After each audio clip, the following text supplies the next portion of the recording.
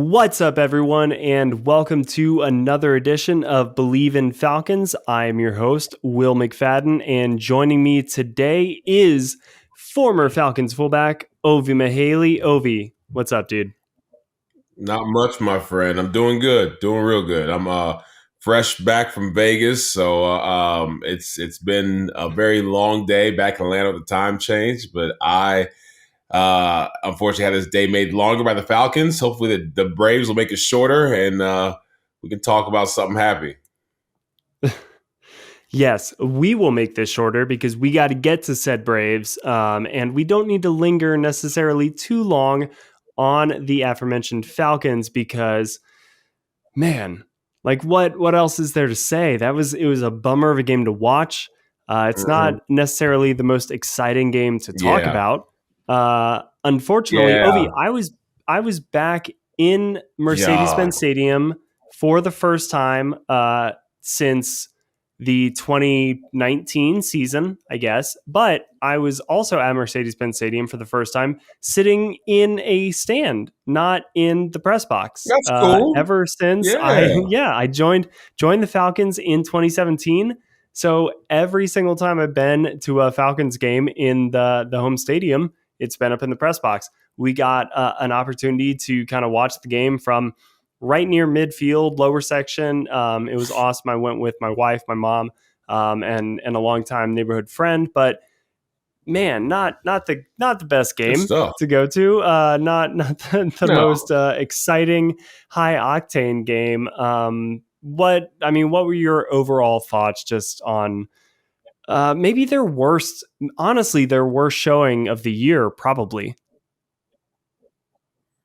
It's bad when our automatic kickers missing kicks. That's when you know Right? things are Yeah. really going off the tracks. Like it's just everybody. That's what our coach always say. Like you can't have the I only made one mistake because if everyone on offense goes around making one mistake every single play, we don't go anywhere. We don't Yeah. have any progress. We don't win. And it was like everybody was taking their own turns doing the whole my bad, my mistake. I got it this time, and it was so unfortunate for a team that was uh, the game shoots and ladders. Like one team was on the rise, one team was struggling, and we mentioned it's not the Saints rivalry, but there is a certain divisional rivalry that comes with it.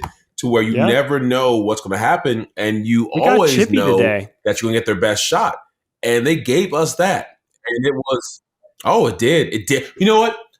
I have been talking. You've been with me for a while now. I talk a lot about swagger, intensity, grit, and the whole back in my day when I was with Harvey Dahl and Claybo. We used to have Yeah. this not this toughness, but there was a little bit of fear when people played us because they thought we were dirty, thought we were going after knees and ankles. We weren't, but we were going to play to the whistle and a little bit through that whistle. And there is a little bit of, I wouldn't say fear, maybe trepidation. They just uncomfortable when we were out there Yeah. because they knew that we were always on, always coming, and that we were trying to not hurt people, but to just maybe hurt people. Yeah, we try to hit them so hard that it hurts. Absolutely. And a couple of the hits were, I think, culture defining hits for the Falcons. So the hits that Foyer made. I think the other one was Dion, the big one they showed in slow motion. That's when you Yep. like, ooh, like if you're watching that and you're the next team, you're like, ooh, damn, those boys hitting, those boys running, those boys, Yeah. are falling through. Like, you don't want to be at the end of that. Some teams they hit, and some teams they hit. So that was one of the few bright spots I saw from the team. But besides that, the rest of it was some doo doo. It was some dookie. It made me upset because I flew back from Vegas looking forward to a Braves win and a Falcons win. So the Falcons, we already know what happened. The Braves got to come through because it was so ugly. Braves got a chance. By the time you hear this podcast, you will know whether or not they actually did come through. But before we dive into what we know is an unfortunate 19-13 Falcons loss, let's hear a quick word from today's sponsor. All right. So shortly as let me paint the picture for you, Ovi. We parked the car in the yellow lot. I'm not sure if you are familiar with the Yep. yellow lot, but it is, across the street, about a 3/10 of a mile, I should say, from Mercedes-Benz Stadium. Nice, lovely walk uphill if you choose to take the low road. If you take the high road, you got a couple stairs, but what have you. We parked the car. On that walk, I get the notification that Calvin Ridley is among the inactives for today's game. And at first, I shocked. It was totally out of left field. No indication whatsoever. Yep. I mean, I had just texted a friend of mine who had put together an incredible video on AtlantaFalcons.com, The Art of Route Running, starring Calvin Ridley. They sat down for interviews. They'd done a featured piece on just how good of a route runner he is, all of this stuff. And then lo and behold, on Sunday, he's inactive. And it comes out later that it's for, the same mental health reasons that he had previously missed the Jets game in London. And again, first and foremost, the most important thing is that he gets the help that he needs, that he needs to be in a good place. But this is now from a purely football standpoint. And that's where you and I have to kind of come at this from, because, we wouldn't be doing our job if we didn't, on the one hand, talk about, yes, Calvin, the individual who I've gotten the great chance to talk to in the past. And I think he's an incredible athlete and I wish nothing but the best for him, but he's got to do what's right for him. That's over here. And we, of course, like that's how we both feel 100%, but we have to talk about how it impacts the team. And this is now 2 games, one of which you lost. And it was clear that the Falcons really missed Calvin Ridley out there with the offense. Yeah. You're absolutely right. And it's something to where we mentioned this the first time that this got brought up, that he has to do what's best for him and his family, because unfortunately, at the end of the day, as much as these fans love you and, your agent, your financial advisor, your publicist, they all like, oh, we love you. In 5, 10, 15, 20 years, most of them won't be around. Most of them won't be calling you, checking up on you. Most of them won't be, there for you. So you got to be there for yourself and your family first and foremost. The guys with, concussion issues, dealing with CT earlier on, it was difficult for them to understand that making the decision that is best for you is okay. And now it's difficult at the time because you can't fathom saying no to millions of dollars and fame and fortune. But millions of dollars, fame and fortune mean nothing if you don't have peace, if you don't have happiness, if you can't, look yourself in the mirror and be happy on the person looking back at you. All that money means nothing. And I know personally, being retired almost 10 years now, several players, millions, tens of millions of dollars, and they are miserable. And every time we say that, there are people who like, I'll take those problems, but you really wouldn't, because it eats at them in such a way that where the depression, the anxiety, not saying that those are what he's dealing with, but whatever mental health issues he's dealing with, it's obviously bad enough to where he can't focus on football. So like you mentioned, on the one hand, we have to absolutely say, Calvin, do what's best for you. As a fellow player, I'm like, hey, do what's best for you. These guys, unfortunately, I won't say they don't have your best interest in mind, but they have to also consider the best interest of the team, not just Calvin Ridley's best interest. But and I'm going to go back to what I touched on before. Now, there are some players who have an old school mentality that, just like how, hey, your best ability is your availability. If you're always hurt every single year, or if you're, not playing through stuff, and you're like, hey, man, can I trust you? Can I count on you? We've been working on this package. We've been working on, the scheme. We've been working on technique, and you're a big part of that. So I don't know details, but the fact that he did this Sunday morning, and even his coaches and teammates didn't even know that he was not going to be out, it's rough. And there are definitely some players in there that aren't happy about the way this turned out, because they want to win games. They want to win championships. Yeah. They wish Calvin the best, but it's hard to win when you don't know week in, week out if somebody is going to be there next to you and to be fully there. So I think the Falcons are in a rock and a hard place. Now, again, publicly, it's easy. They just say all the right things. But professionally, on a business level, they're between a rock and a hard place because it's a very difficult situation they're now put in, and they can't really. And I'm curious to see how contract wise you deal with the mental health part. Now there are several rules about physical health. If you get injured, you can't play IR. You can come back and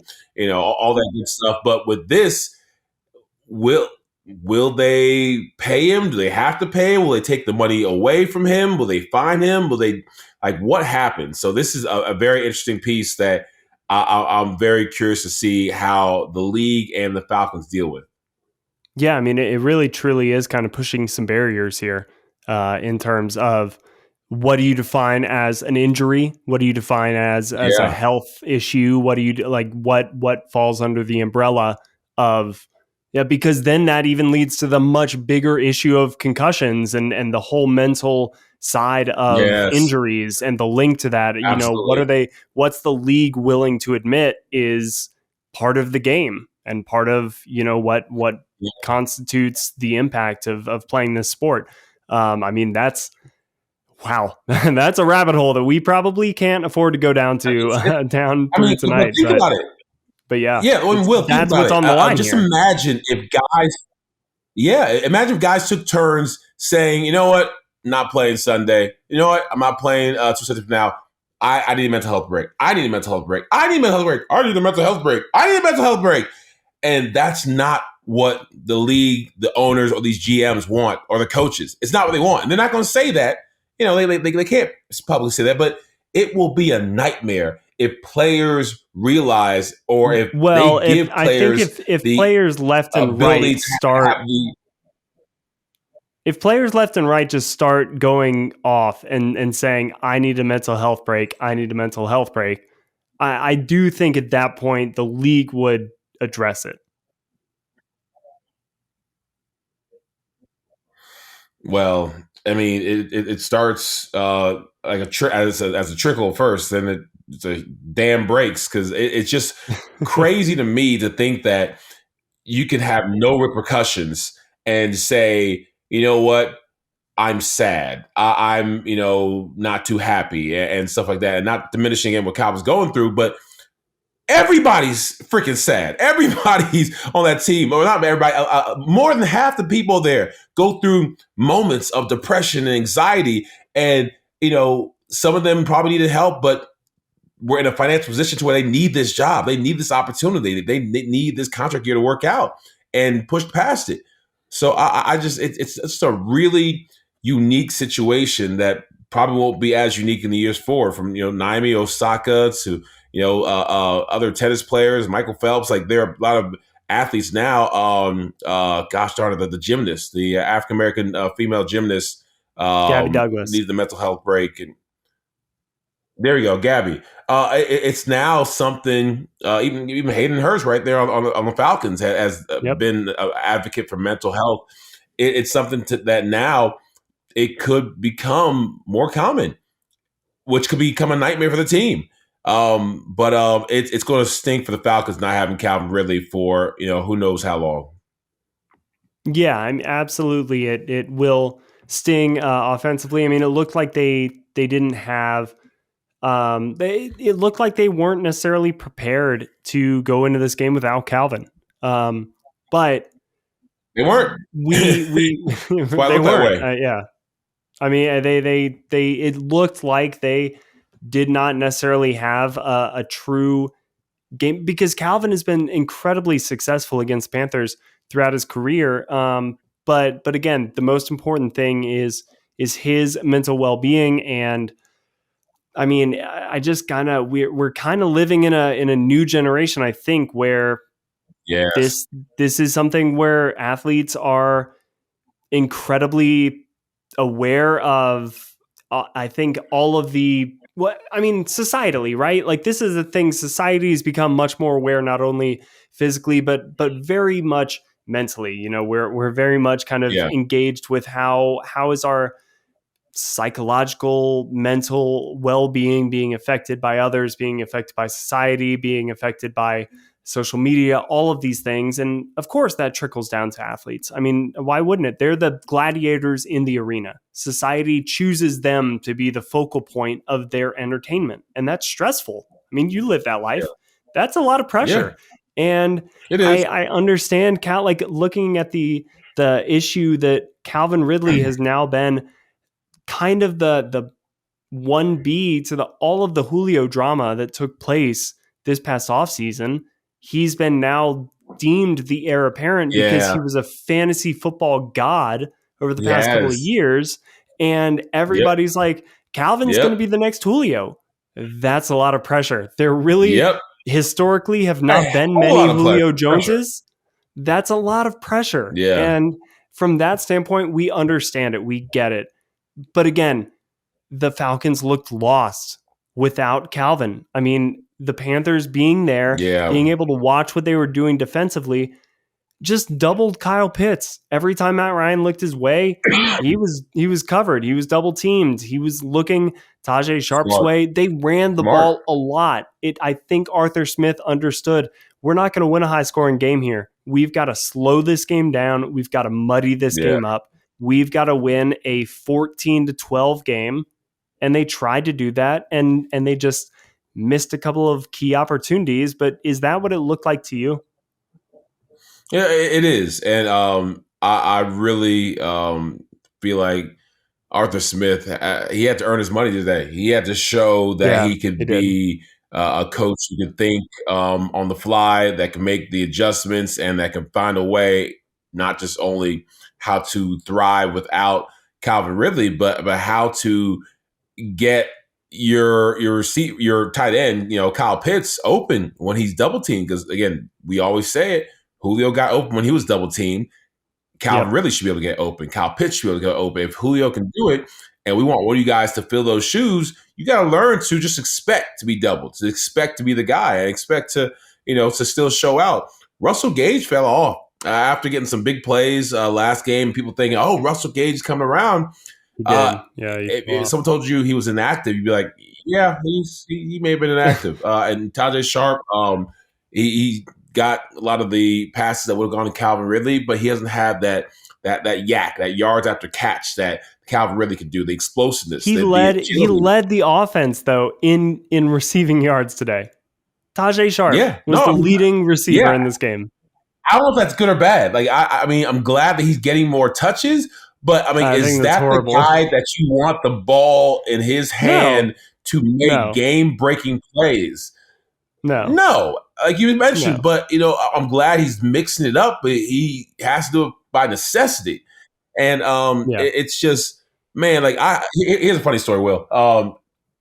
Obviously, it's different because, when they hear this, it won't be Halloween. But when at the time we're filming this, it's Halloween, took my daughter off to do the trick-or-treating. And I had a couple parents, they know I'm the football guy in the neighborhood. And so they're all doing, guy talk about just football and the Falcons. And one of them, like 2 or 3 of them was like, I can't stand this league. It's so damn soft. It's soft. No more two-a-days. They're soft. You can't hit the quarterback. They're soft. They want the defensive backs to don't hit them here. Don't hit them here. Soft. Falcons playing soft.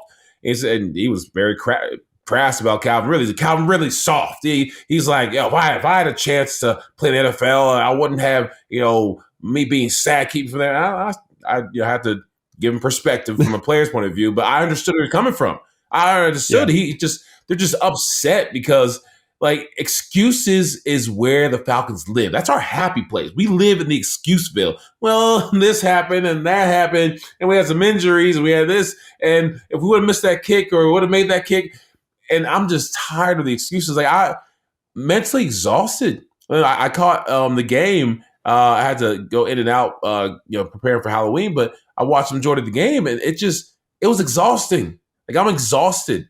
Like I don't even want to talk about it anymore. It's just I I think now, especially with Calvin Ridley's exit or his us not knowing where he moves next, I think now I am not going to allow myself to believe ever again for the rest of the season. I'm not going to allow myself to believe that maybe we can sneak into the playoffs. Maybe we can do this. Maybe we can do that. Nope, it's done. And I think me and the majority of Falcons fans feel that way. After this, good. Thank you for letting me know how I can feel about you. Thank you for, you only get your feelings hurt if you have expectations. My wife talks to other NFL wives and girlfriends, and she always told me, she's like, these NFL players, they can be a little fickle. But if you don't expect shit from them, then you never get hurt.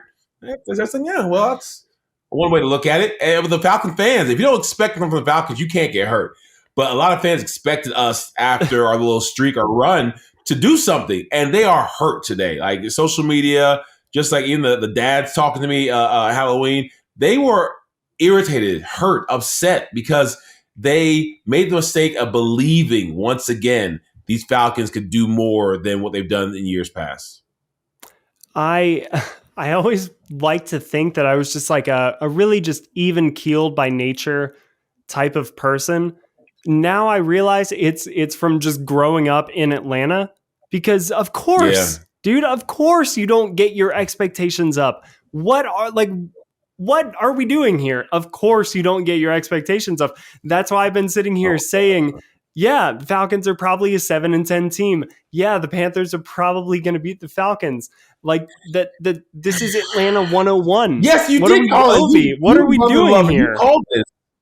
Man, Jesus, I grew up in these parts. I know what is happening. I understand the assignment. I get it. I know what's going on. But what I want to ask you, Ovie, is when somebody sits here and talks about two-a-days and people being soft, do you ever just want to turn around and look at them and be like, hey, dude, you get out there and do it? You want to talk about two-a-days in the NFL? Yeah. You want to put these pads? Do you ever have the urge to just be like, all right, man, here you go. Lace them up. Yes. Oh, absolutely. I had one guy, he had a drink or two. He got a 3-point stay. He's like, come on, let's go, Mughelli. Come on. I played high school football. I got it. Come on, let's go. 3-point stands. Oklahoma drill. Do it right here, right now.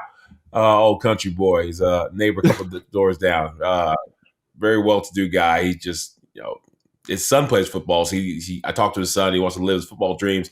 But no, I absolutely do say to him in a nice, semi-cordial way that I don't think you'd survive a day in just one-a-days. So I know you think we're soft. We're not doing 2 days of stuff. But the reasoning behind it, behind head injuries and CTE and just allowing us to not destroy our bodies so much. But I feel like there is, it has a point to it, but there's a reason behind the moving of the NFL to a softer place.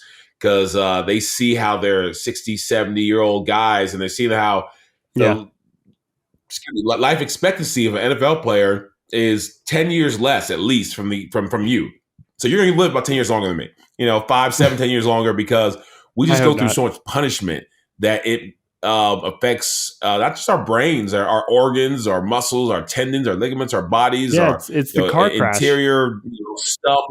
It's affecting us in ways to where little small things end up taking us out. I'm like, well, dang, I want to be around for my grandkids. I respect the fact that they're doing a couple things here and there, but it's hard for the average fan to watch when they see their beloved violent blood sport turn into something that's more,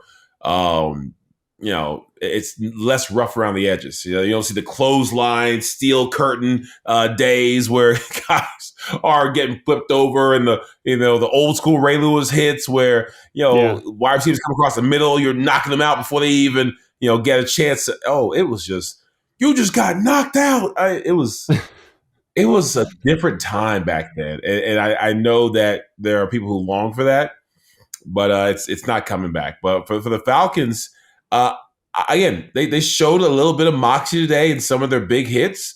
But if it didn't end up with a W, I don't care if it's a pretty loss, it's still a loss. I don't care if it's an ugly win, it's still a win. And the ugly wins still feel amazing because they're W's. I'd rather take an ugly win right now because this loss it irritates me. It bothers me because I feel like, much like the Washington football team, we should have won this one.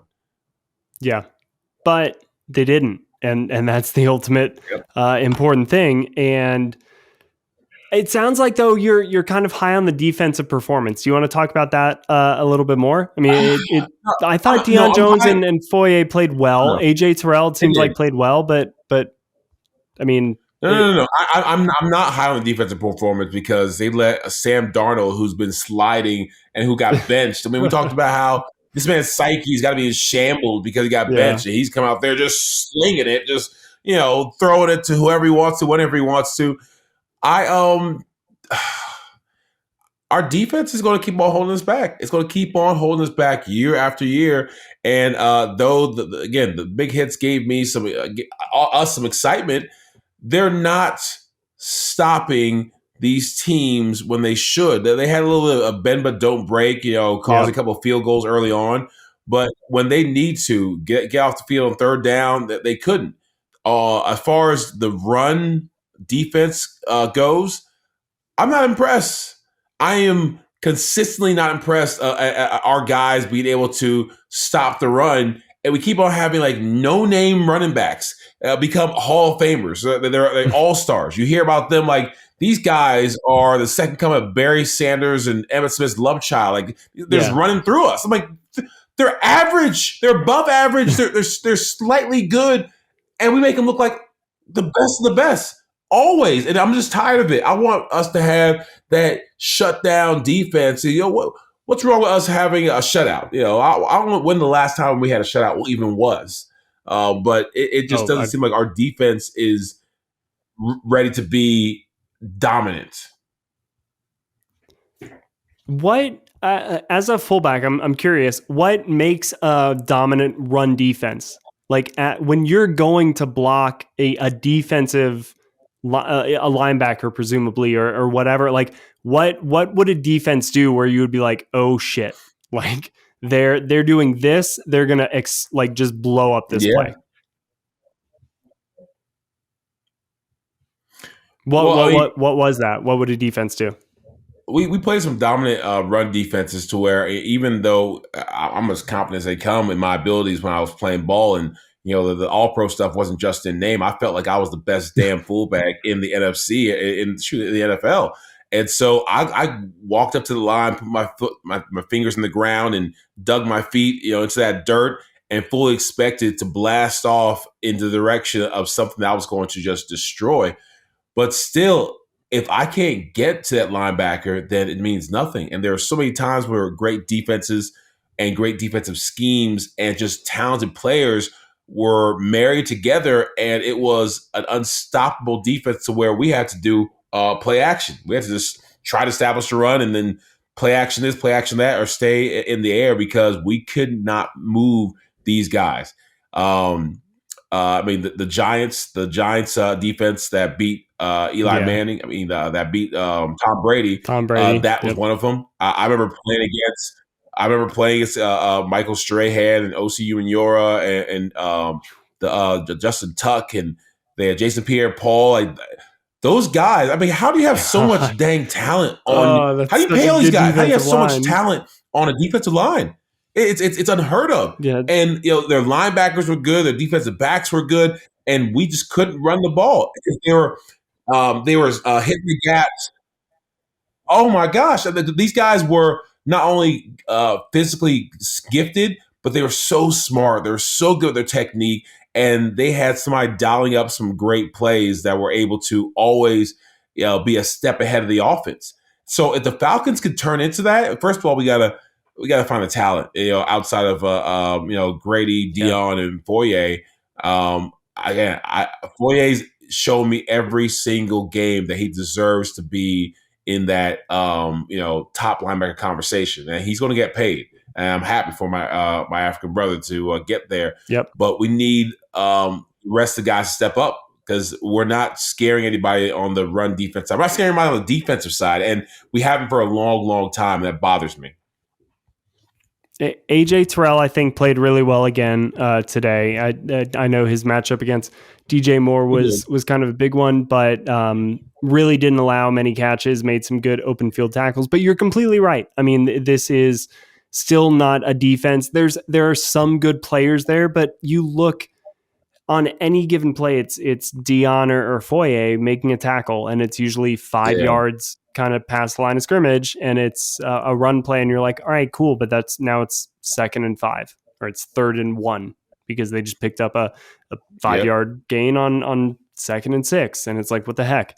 But yeah, I feel like we don't really need to spend too much on this game, because it was just such a blah game. I mean, Matt Ryan threw 2 interceptions. They were bad interceptions. I mean, I was there in person.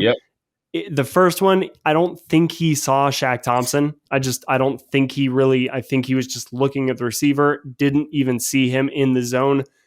Good interception. The second one, I think he was just trying to force something in there to Kyle Pitts and didn't make a good throw, and it got picked off. I mean, what have you, but they couldn't do anything offensively. So I hope that they can I hope Calvin Ridley can return to this team. If he can't, I hope Arthur Smith is able to figure out kind of a new dynamic for this offense without Calvin Ridley, so that they're able to be a little bit more effective, because they were very clearly run heavy today, and they were somewhat effective, but not nearly dominant. And if you're going to be a run heavy offense, you got to be dominant to like really win the game offensively. You know what? Go speak on it. Yeah, speaking of dominant, speaking of dominant, I just really feel like they have to have a dominant tailback. Cordero Patterson and Mike Davis going back and forth, and almost evenly down the middle, splitting the carries and the production. It doesn't allow one of them to really get into the rhythm and get into that zone to where you're hitting a 3, a 5, a 15, a 3, a 4, a 25 yard, a 7, a 4, a touchdown. And I feel like, Mike Davis is not going quietly into that night. He's still showing that, this is why you brought me here. I still have talent and made some impressive plays. But Cordero Patterson has that not only experience, but he has a resume of juking people, running hard, put his head down. And I'm like, until he shows you that he can't do it, maybe they just want to use him as a receiver, or kind of need to now with Ridley out. But I would love to see them allow someone to take the reins and just run with it, because we need our running game to be its best with Matt Ryan not having all the weapons he's had before. If our run game can really be something that's dangerous, we can use that to set up our pass game and to deal with a young group of, I won't say superstars, but capable receivers that can win games if we play our cards right. Yes. I think that it was very clear they were just keying in on Kyle Pitts today. I mean, they knew that that was the only threat Atlanta had through the air. The Falcons were able to run the ball somewhat effectively. But again, it wasn't enough to be really imposing on Carolina's defense to dictate what they had to do defensively to then open up Atlanta's passing game. And it was very, very predictable what Atlanta wanted to do when they wanted to do it. And Carolina's defense is good enough to take advantage of that. It's kind of why I was a little bit worried about this game. I just thought Atlanta would come in a little bit sluggish, and Carolina's better, I think, than the perception of this team is. All right, real quick before we get out of here, so now the Falcons are in last place in the NFC South. Unfortunately, the Panthers are in third. I believe is Tampa. Are they still in first because of they lost today to New Orleans? But I believe they're still in first by a half game. If I just am doing the math right off the top of my head correctly.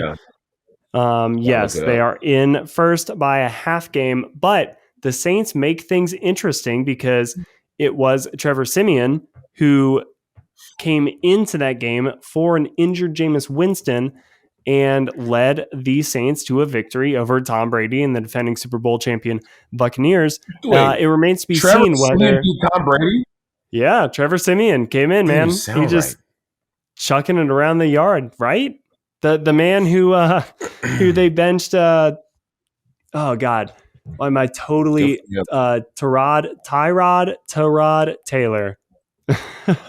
Who they benched Tyrod Taylor for, and then he blew the Bills like just awesome regular season streak that Trevor Siemian came in and beat Tom Brady.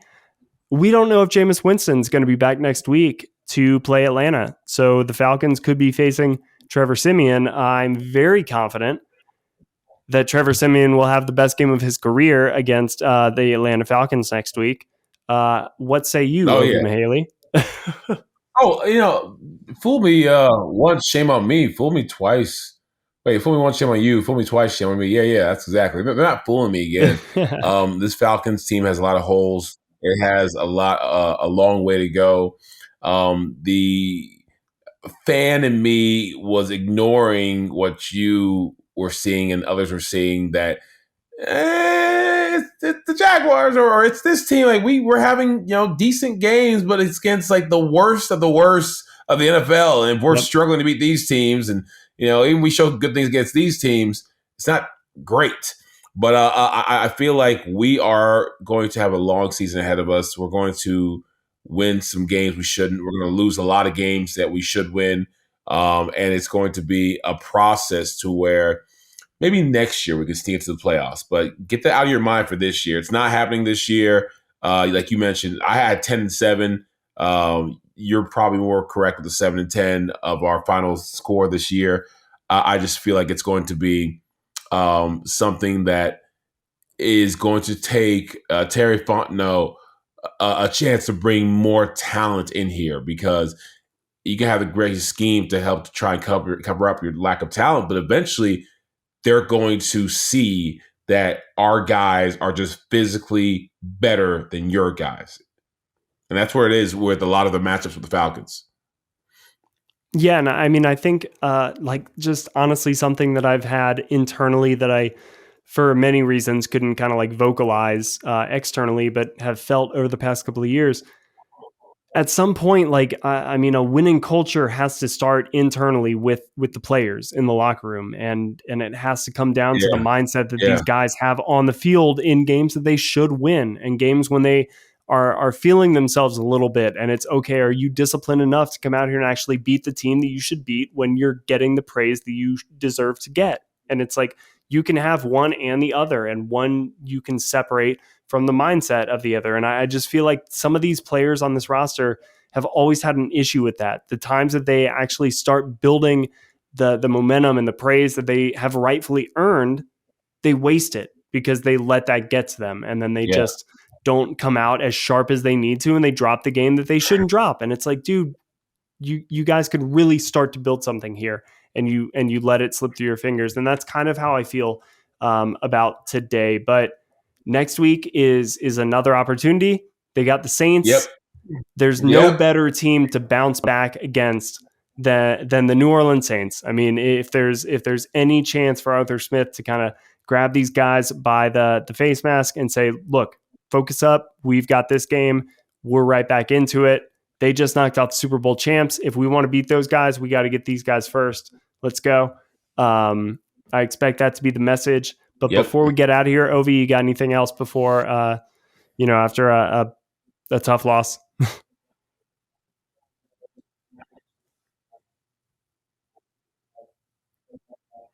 My parting shots to our wonderful listeners of this great podcast and watchers that we put this on YouTube, because you can't hide all this exorbitant handsomeness from the people.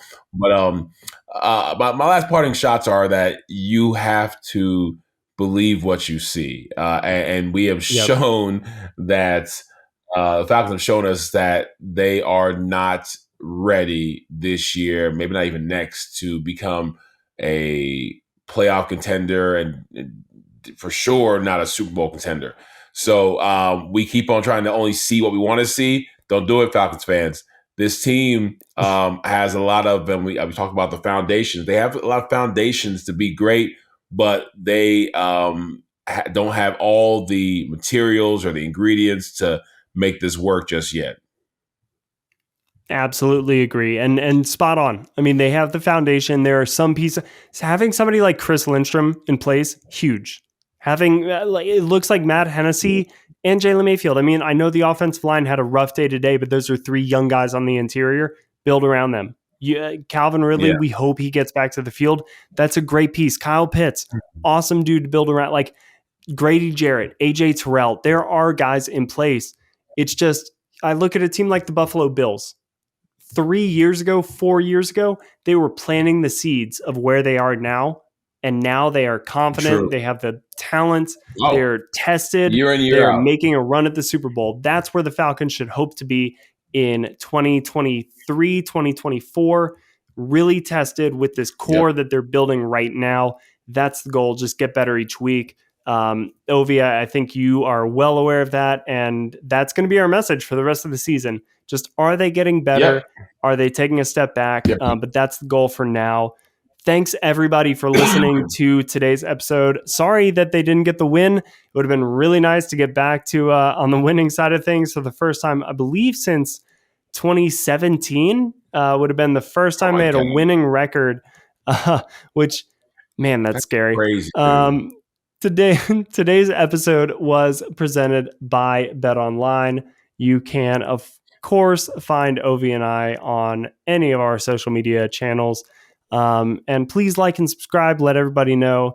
Happy Halloween. It is Halloween. So for everybody out there, happy Halloween. Hope you enjoy all the candy and the sugar highs that your children are on.